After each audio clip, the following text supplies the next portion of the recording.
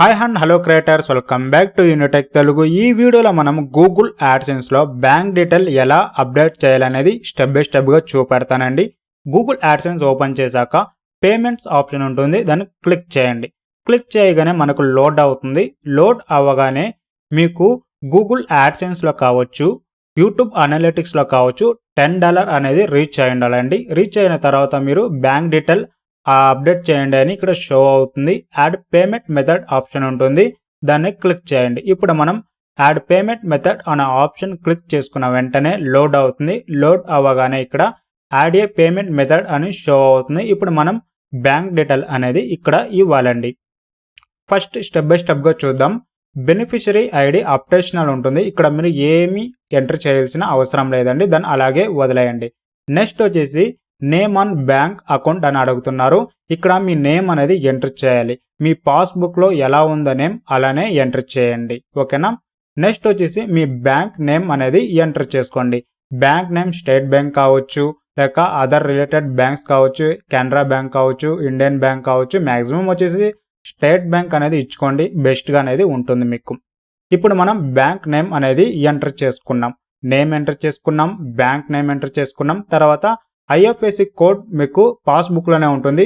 IFSC code అనేది మీరు ఇక్కడ ఎంటర్ చేసుకోండి. మీ బ్యాంక్ యొక్క ఐఎఫ్ఎస్సి కోడ్ ఎంటర్ చేసుకున్న తర్వాత నెక్స్ట్ స్విఫ్ట్ బిగ్ కోడ్ అనేది మీ బ్యాంకులో అనేది ప్రొవైడ్ చేసి ఉంటారు. తెలియకపోతే స్విఫ్ట్ బిగ్ కోడ్ ఎలా వెతకాలి అని ఆల్రెడీ వీడియో అప్లోడ్ చేశాను. ఆ లింక్ వచ్చేసి నేను డిస్క్రిప్షన్లో ప్రొవైడ్ చేశాను.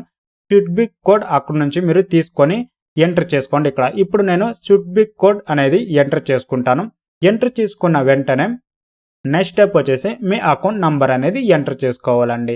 మీరు అకౌంట్ నంబర్ పాస్బుక్లో ఎలా ఉందో అలానే ఎంటర్ చేసుకోండి. పర్ఫెక్ట్గా చూసుకోండి. చూసుకున్న తర్వాత కాపీ చేసుకోండి, లేక తిరిగి రీటైప్ అనేది చేసి పేస్ట్ చేసేయండి. ఇప్పుడు మనం అన్ని ఇచ్చేసాం. నేమ్ ఇచ్చేసాం, బ్యాంక్ నేమ్ ఇచ్చేసాం, తర్వాత ఐఎఫ్ఎస్సి కోడ్ ఇచ్చేసాం, స్విఫ్ట్ బిగ్ అనేది ఇచ్చేసాం, అకౌంట్ నంబర్ అనేది 2 టైమ్ రీటైప్ అనేది టైప్ చేసాం. అకౌంట్ నెంబర్ ఇచ్చేసాక సేవ్ ఆప్షన్ ఉంటుంది. సేవ్ ఆప్షన్ అనేది ఇవ్వాలండి. నేను డెమో పర్పస్ కోసం ఎంటర్ చేశాను, ఓకేనా. మీకు బ్యాంక్ డీటెయిల్ ఎలా అప్డేట్ చేయాలనేసి ఇప్పుడు నేను బ్యాంక్ అకౌంట్ నంబర్ నుంచి అన్ని అప్డేట్ చేసుకున్నా.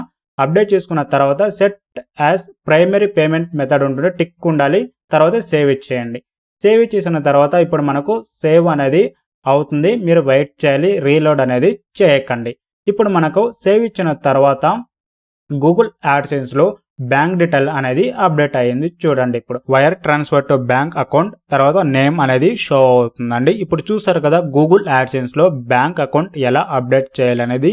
ఇలాంటి మరిన్ని వీడియోస్ కావాలనుకుంటే ఛానల్ సబ్స్క్రైబ్ చేసుకోండి, పక్కలో ఉన్న బెల్ ఐకాన్ యాక్టివేట్ చేసుకుని అందరికీ షేర్ చేయండి. చాలా మంది వీడియో చూస్తున్నారు కానీ సబ్స్క్రైబ్ అనేది చేయటం లేదు. సబ్స్క్రైబ్ చేసుకోండి, మీ సపోర్ట్ ని అందించండి. Thanks for watching. Have a nice day guys.